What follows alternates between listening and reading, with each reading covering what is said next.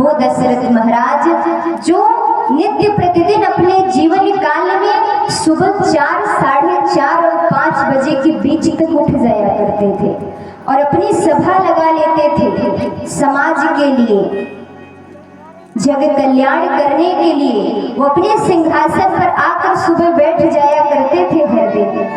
लेकिन आज सिंहासन पर नहीं बैठे हैं, आज सभा नहीं लगी है। सुमंत जी सोच रहे हैं राजा दशरथ जो कभी भी इतनी देर नहीं करते थे उठने में, आज ऐसा क्या हो गया है। विचार करिए। कहते हैं सूर्य भगवान के निकलने से पहले हमें सुबह सुबह उठ जाना चाहिए, अपने घर की सफाई कर देना चाहिए, खिड़कियां और दरवाजा पहले खोल देना चाहिए। कहते हैं हमारे घर में सबसे पहले अतिथि के रूप में कौन आते हैं? भगवान सूर्य आते हैं। आपके घर में सबसे पहले आप भगवान के लिए कुछ नहीं कर सकते हो तो कम से कम सुबह उठ करके 1 लोटा जल लेकर के सूर्य भगवान को अगर आप समर्पित करके धन्यवाद करिए कि आपके ही कारण आज उजाला हुआ है, संसार को हम देख पा रहे हैं। बोलो अगर भगवान सूर्य ना निकले तो अंधकार में डूबे रहेगा ये संसार का मानव। लेकिन 1 लोटा जल देने में भी हम विचार करते रहते हैं, बिना समय के उठते हैं। राजा दशरथ आज उठे नहीं, सुमंत महाराज पहुंच जाते हैं। आज जब महल के अंदर जाते हैं तो दशरथ महाराज जमीन पर लेटे हुए हैं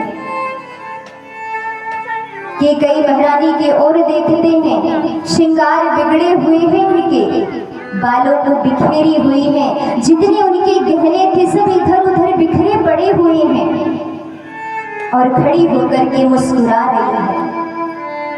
सुमंत महाराज जैसे आते हैं प्रणाम करते हैं, पूछते हैं क्या बात हो गया है, आज महाराज बाहर क्यों नहीं आए?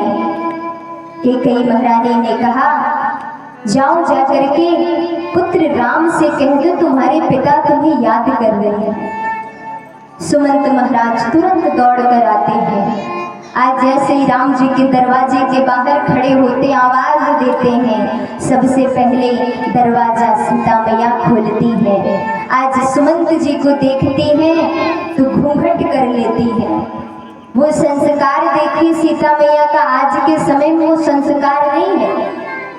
कौन ससुर है कौन जेठ जी है। आज के समय में बहुएं कहते हैं शरीर पे वस्त्र तो उल्टा पहनती हैं, बहू बन के आती है सूट पहनती हैं, जींस पहनती हैं, जो श्रृंगार होता है वो श्रृंगार नहीं। कहते हैं विवाह के पहले स्त्रियों का एक श्रृंगार होता है और विवाह के बाद उनका श्रृंगार बदल जाता है।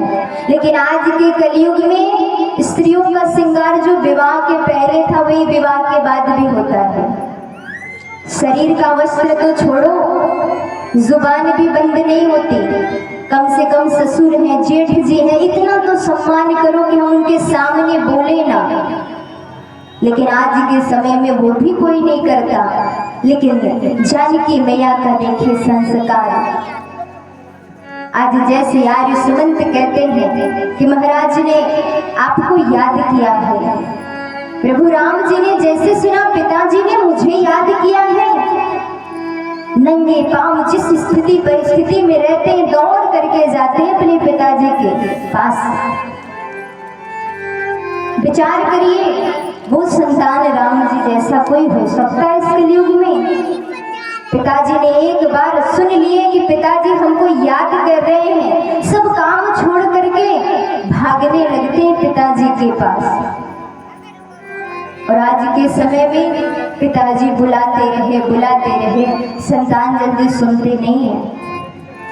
अगर 2, 4, 6 बार बुला दे तो बड़ी तेज आवाज में सुना देते हैं, क्या चिल्ला रहे हो, सुन तो रहा हूं, आ तो रहा हूं। ये भाव होता है संतान का। 10 बार बुलाने के बाद एक बार वो भी तेज आवाज में बोलते हैं। लेकिन यहाँ राम जी जैसे आते हैं, राम जी ने जैसे ही देखा चरणों में प्रणाम करते हैं। माँ से पूछते हैं, माँ पिताजी को क्या हुआ है?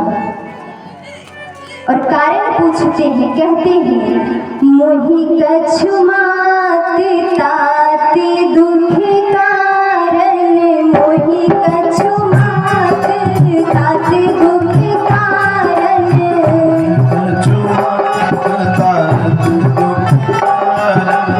हरि हरि जतन जो होई निवारण,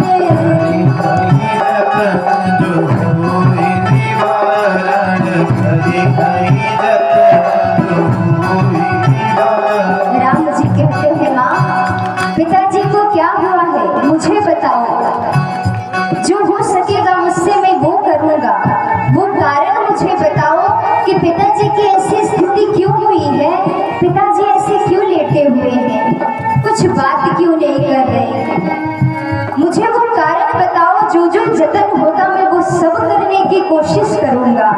एक पुत्र अपनी माँ से कह रहा है। मैया ने जैसे सुना, मैया ने कहा कि हमारे